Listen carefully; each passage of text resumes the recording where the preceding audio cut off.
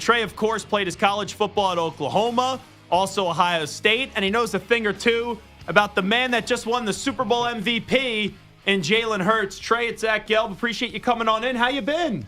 I've been great, man. Definitely glad to be out here. It's been fun.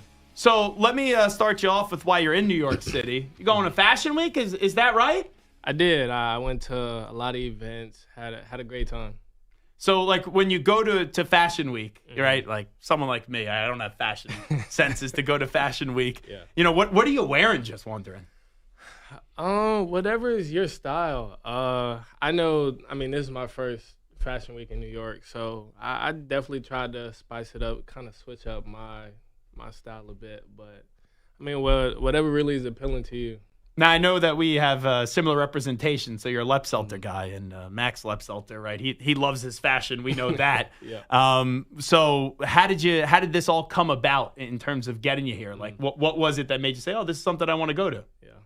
Well, the past couple of years, I've been getting more and more into fashion. So, I just decided to just let those guys know that, I want to go to New York Fashion Week and just kind of get that whole experience. Was there anyone cool that you ran into? Anyone cool that you ran into while you were there? I think I was going to the Show show, and I seen Fabulous there. So cool. Like, that was pretty dope. What kind of music you like, by the way? Just wondering. R&B, hip hop. No, little mixer. Not to put you on blast here, but it's very polarizing. Were you in or out in the Kendrick performance at halftime? Honestly, I really like the performance. Just the whole dynamic of it. I feel like they did a good job. I enjoyed watching it. Trey Sermon here with us in studio. So let's talk about the Colts, then we'll talk about your pal in Jalen Hurts. When you look back at this season with the Colts, I know it didn't go obviously the way that you wanted it to, but there's a lot of questions about the future of Anthony Richardson. You being in that locker room, you know Anthony a lot better than we do. What do you think Anthony Richardson can eventually become as an NFL quarterback? Honestly, I think he can become, everything he wants to be. One of the best quarterbacks in the league. He definitely has the potential, and he's grown a lot this year. He has so much to build off of, and as long as he, keep doing what he's doing, being consistent, his future is very bright. You being a young player in this league, right, that has to deal with injuries as well, just mentally, like, how do you put yourself when things aren't going your way, in a good spot? Because you go from big-time college football, Oklahoma, Ohio State, right, creme de la creme football, and so far in the NFL, right, you've had to bounce around from team to team. So when you had that little bit of adversity, how do you kind of put yourself in the best mental spot to see the rest of your career go the way that you would like it to go? Really, it just comes down to your preparation and your consistency. No doubt that it's tough. It's not easy. The NFL's not easy, but I know as long as I continue to get better each and every day, just keep the right mindset, and I feel like everything will work out. What have you been able to learn from someone like Jonathan Taylor? Because he's had his fair share of injuries, but that's one of the best running backs in the league. So you guys play in the same position. What can you learn being in the same building as him?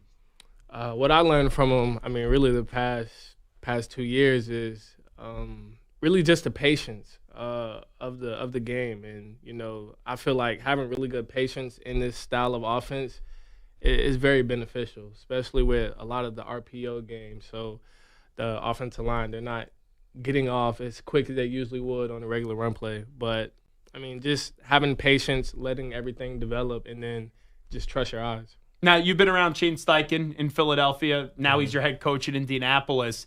Sometimes when you go from offensive coordinator to head coach with how big of a jump up it is, it just doesn't work out. Now, I don't think I could say that right now that he's not going to be a successful head coach, but I can't guarantee it. So knowing Shane from a player perspective, what do you really like about Shane Steichen as a head coach? What I like about him the most is he really does his best to try to relate to the players. He's a great guy, and again, he tries to relate to everybody, and he'll challenge you to be the best player you can be and the best person you can be. So, that just comes with discipline, consistency, stuff that you don't really. It's required for the football field, but as a person as well, it's good tangibles to have. Just curious, I know Joe Flacco wasn't the full-time starter this year. He got some starts when Anthony was benched, and they went back to Anthony. But having that veteran presence who's kind of seen it all, in the locker room, right? Has won a Super Bowl, won a Super Bowl MVP. What does Joe Flacco kind of do for a locker room, what you were able to take from him last year? Man, he does a lot. He's a great team guy. He's seen a lot of balls. So, just kind of picking his brain, see how he sees the field. I mean, it's different. And it's definitely a good thing to have, especially for younger quarterbacks. So who were some of your role models? Like growing up, like was there a running back or two that you really enjoyed watching? Yeah, definitely a couple. LaDainian Tomlinson, he was by far my favorite running back growing up. And Todd Gurley. Todd Gurley too. Yeah. Todd, man, that's like one of the best what-if careers possible because Todd took the league by storm, and then unfortunately just the injuries caught up to him. But LT, he was two great options, right? Yeah. And LT had the Hall of Fame career, unbelievable. And Todd Gurley, it's crazy. So I saw Todd in Nebraska because his fullback is the strength coach now. When he was in college, is now the strength coach at Nebraska. And Todd's my age. He's 30, and I see him walking around. And I go, I thought he was at least like 35, just because he already had his whole career already come and gone. Yeah. So getting back to Richardson, as Trey Sermon is here in studio. When that all happened with the tap out, and then the team they benched him. They eventually did go back to him. Did the belief in Anthony ever waver in that locker room, or once when he got back under center, it was like, okay, that's something we all had to move past, and now it's just full go with Anthony Richardson? There was no waiver. Like, we all know the type of player he is, and just the whole situation. I mean, the guy was scrambling around the field, and like it was a long drive. So it's like, we get it, but at the same time, he's a great guy, a great leader. So we never wavered from him. And, once he got the nod to be the starter again, everybody still believed in him. And, of course, everybody pushed him because, I mean, that's what we're teammates. We have to push each other. So he accepted that, and, he gave it his all. He continued to show improvement and get better each and every day. And there's going to be turbulent moments. But now, as, and we'll see what happens, with everybody's future. But if, they go into next season, I think Anthony Richardson's going to be their guy. You really feel as if there's a belief in that locker room that everything's in front of him and he could still be a great quarterback. No doubt. So, hey, Jalen Hurts was also at one point questioned a lot. Right? This is a guy that got benched at halftime in a national championship game. Stayed at Alabama, which I still don't know why he stayed at Alabama for another year, but then was needed in the SEC championship game that year because Tua got hurt, wins the SEC championship game, and then you guys link up when he's at Oklahoma. When Hurts comes in to Oklahoma, and there's so much said about him, and so many people have counted him out, what do you remember about meeting Jalen Hurts and seeing what he was able to do throughout that entire season?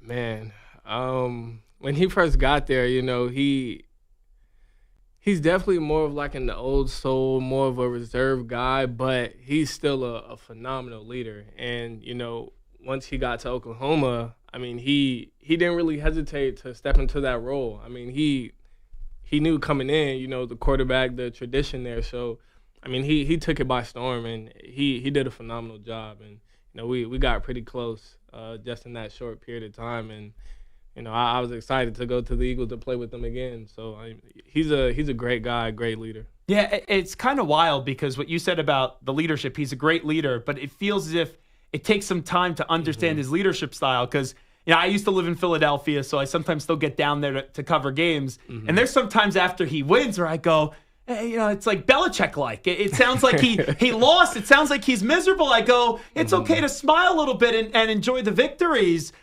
So how long did it kind of take you to realize, okay, this guy is a really good leader, and you just got to kind of understand that, he's not going to be the loudest person always in the room? Yeah. Well, to be honest, it didn't really take me that long because we got pretty close during our time at Oklahoma. So I kind of got to see, I would say, the more goofy side of him too. So, I mean, it didn't really take me long to kind of see it, but I wouldn't say it's hard for him to open up just because, I mean, he's used to it. So he could go to Fashion Week, by the way. He definitely could. That's got to be the best dressed quarterback in the NFL, especially the one hat that he wears. He wore it. I think it was after the Steelers game. That's the first time I realized it.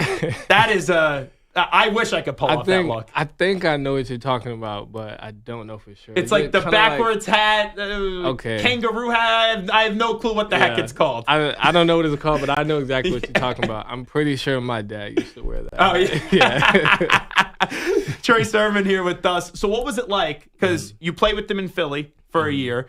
You also got a chance to spend college ball with them for that one season at Oklahoma. What was it like seeing your friend Jalen Hurts, now 2 times in a Super Bowl, outplay Patrick Mahomes, but this time he ended up getting the victory? It was awesome. You know, I'm happy for him. He deserved it. I mean, you know, year in and year out, there's always questions about him, but all he does is ignore the outside noise and continue to get better each and every day. And that's one thing that I really respect about him. And, you know, it was just happy just to see him win the Super Bowl. It was a good feeling. Yeah, he kept the main thing, and it ended up resulted in a championship, which we all know that's the main thing. Yeah. But now how should we view, in your opinion, Jalen Hurts as a quarterback? How do you view him?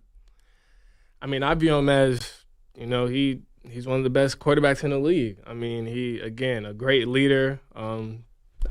Franchise player. I got to ask you about Sirianni because, right, we give a lot of takes here. Sometimes they're right. More times they're wrong than right. I thought the Eagles should have fired Sirianni after last year when they blew that 10. They were 10-1 and then 1 win down the stretch. I just thought they needed a new voice in that locker room. And early on in the season, it looked like that was going to be right. But then something happened with that football team where they started to reach their potential. And Sirianni now is a Super Bowl winning coach and is one of the better coaches in football. Just being around Sirianni, who is such a player's coach, which I think you need to be now, but you can't be a doormat. I don't think he was a doormat the last 2.5 months. How did you like that 1 year when you were getting to play under Sirianni? Honestly, I loved it. I mean, he's very intense, which Shane Steichen is a very intense coach as well. But Sirianni, he's very intense. I mean, he'll get on you if you need it, but he's a very detailed coach. And that's one thing that I noticed. The great teams it starts up top with how detailed they are, and you know it carry over, and I don't know. I enjoyed having him as a coach. So the running back position was in kind of a rough spot heading into this year, in terms of people just thought, running back by committees, you don't need a bell cow back anymore. Then Derrick Henry did his thing, and then Saquon Barkley really did his thing. I know Saquon didn't have his best game of the season in the Super Bowl, but they had so much attention on him that it helped out the offense and opened things up in other places. But to see the season knowing how tough it is to play the position that Saquon Barkley had, just kind of give me your perspective on that, being a running back in this league. Man, being a running back it's tough because you not only you have a lot to do. I mean, you got to protect the quarterback. I mean, you got to be able to run efficient. You got to be able to read blocks, help sustain drives. That's the biggest thing. The big plays always come, but you know the main thing is staying on track, staying ahead of the chain. So it's definitely hard, and you know just to see those guys just have so much success. I mean, it's a good feeling just for the running backs in general. I mean, knowing that you know teams actually believe that running back isn't just plug and play. Like you actually need a good running back more than one good running back too to help keep things rolling. All righty. We'll delay. I'm delaying it for a reason. Let's get to Ohio State. I'm a Michigan fan. Now, they beat you 4 straight years in a row, but I'm not one of those people that are like, it doesn't mean anything. You win a national championship, And even I could say I thought it was a feel-good story for Ryan Day, seeing the way that I was on the field after the game, and seeing the way the players really embraced him was cool. Seeing what happened after losing to Michigan for the 4th straight year and then seeing them go on this dominant run in the postseason, winning the 4 games and, outside of the Texas game, not really having that much of close games, just, playing, a season there. Like, how did you kind of process that one? Man, I was so happy just to see him get it done. And I was so happy for Coach Day because, he losing to Michigan, I'm not even supposed to say the word Michigan, but just losing to them is tough, and it's just it's not the tradition there. So just having that happen, and him bouncing back and winning the national championship, I was just so happy for just the whole team and him especially. I still know a couple of those guys because they were freshmen when I was there. I think like 1 or 2. Yeah, well, Jack Sawyer, man, that dude. Oh, It seems like he's been there for 15 years, if I'm being honest. And then, how about Jeremiah Smith? Oh, man, he's unbelievable. So, I'm a huge fan of Marvin Harrison Jr. And this is going to sound disrespectful. It's not meant to be disrespectful, Lee.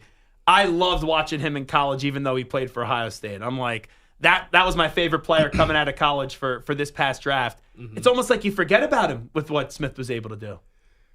Yeah. After 1 year. Man, he was amazing. I mean, just coming in, having so much success early on, like it was a good thing to see. I mean, just his frame, speed, everything about him. And, he's only a freshman, so he has a couple more years just to continue to polish his game. And I'm shocked by I'm shocked by that Hartline isn't a head coach yet.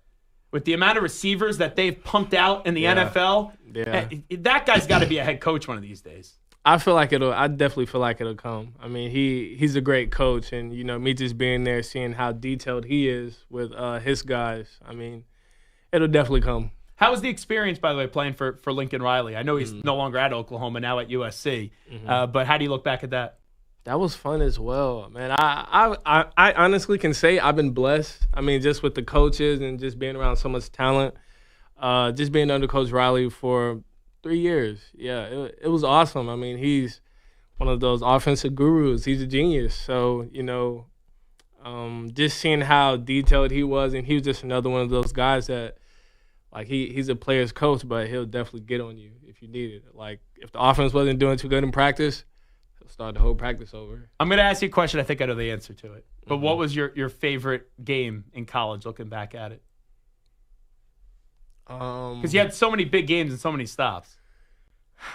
Man, I want to say most people expect me to say Northwestern. That's where you had like 400 yards or whatever it was. But I'd honestly have to say Clemson, because going into that game, I was like, oh man, that was probably the only game I was ever nervous for, because I'm like, I just had a crazy game last week. If I come out here this week and do nothing, then I'm going to just be so upset with myself. So I'd probably have to say the Clemson game, because I definitely had more passing yards or receiving yards, my bad. But, yeah, I have to say that game. And as great as your game was up against Northwestern, like, we all knew you're gonna beat Northwestern. Yeah. Yeah. If you didn't have that performance, I'd be a little bit concerned, if I'm being honest with you. They had a good defense at the time, but – I mean, we definitely expected to win. So. Yeah. I mean, if it was Michigan, Ohio State, whoever used to win the Big Ten, they would go, or whoever win that game would go on to the Big Ten championship, and you knew that they were going to find a way to win that game. Well, anyway, I appreciate you coming on in today. Thanks so much, and enjoy the conversation. No problem. Thank you for having me.